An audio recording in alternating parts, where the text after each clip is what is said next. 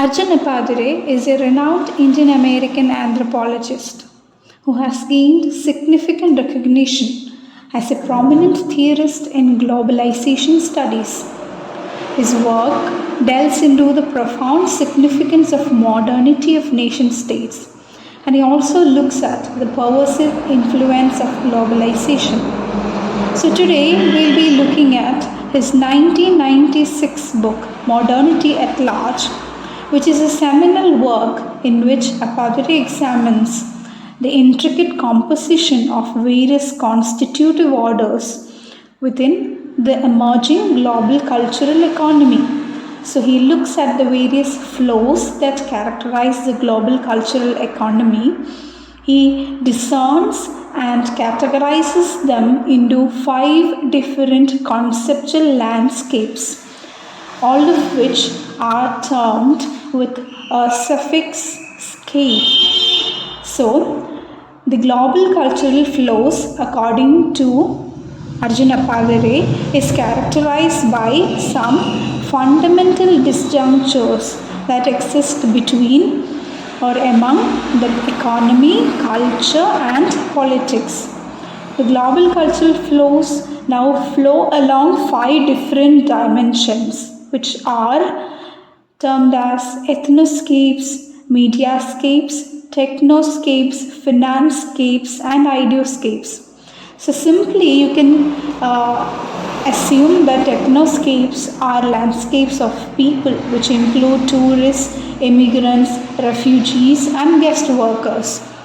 On the other hand, mediascapes are landscapes of images which are created and disseminated through electronic media. Technoscapes are the landscapes of technology encompassing both high and low and mechanical and informational technologies.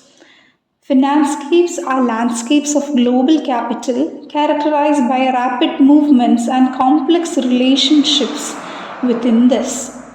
Ideoscapes are again a visual landscape. It is the landscape of political ideologies and counter ideologies.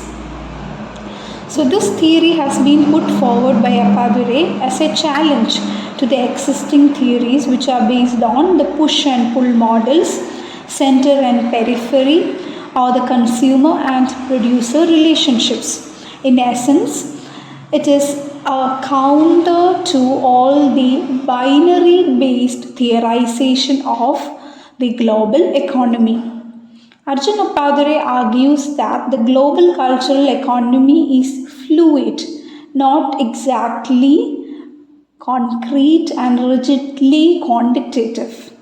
It's irregular, fluid, and also subject to various historical, linguistic, and political influences.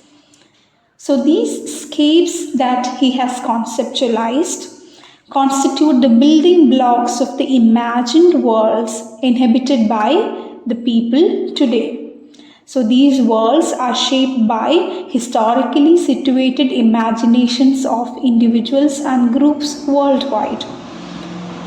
Ethnoscape, as discussed before, encompasses the movement of people, both forced and voluntary, and the impact of such a movement on national and international politics and economy influences the ethnoscape and its formation.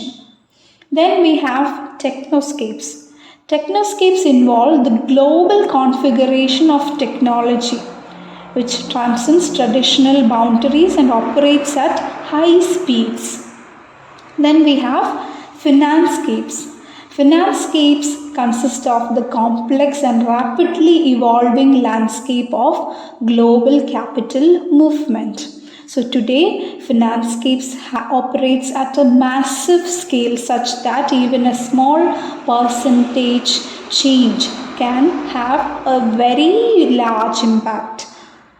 Then we have mediascapes and ideoscapes, which are closely related and are visual in nature. So they focus on images. Mediascapes encompasses the electronic capabilities for producing and disseminating information and the impact of such an information. Then we have ideoscapes, which consists of political ideologies and counter ideologies, which are often associated with state power. So the relationship among these scapes is disjunctive and unpredictable because it is in a constant state of flux. It is fluid in nature, and each of these subjects is subject to different constraints and incentives. They have their own motivating factors and their own limiting factors, such that their properties do not remain constant or static. These disjunctures have become central to the politics of global culture as people, machines, money, images, and ideas flow along known isomorphic paths at an unprecedented scale and volume, which is a characteristic of globalization. We have people, machines, money, images, and ideas, which correspond to ethnoscapes, technoscapes, financescapes, ideoscapes, and mediascapes, respectively. And they follow the non isomorphic patterns while they are emerging at an unprecedented scale and volume. In essence, Appadurai's work provides a nuanced understanding of the complex interactions between culture, economy, and politics in an increasingly globalized world. So, this framework of global flows that he has provided has come out as a challenge to the traditional theories, and it helps offer new insights into the dynamics of contemporary cultural landscapes.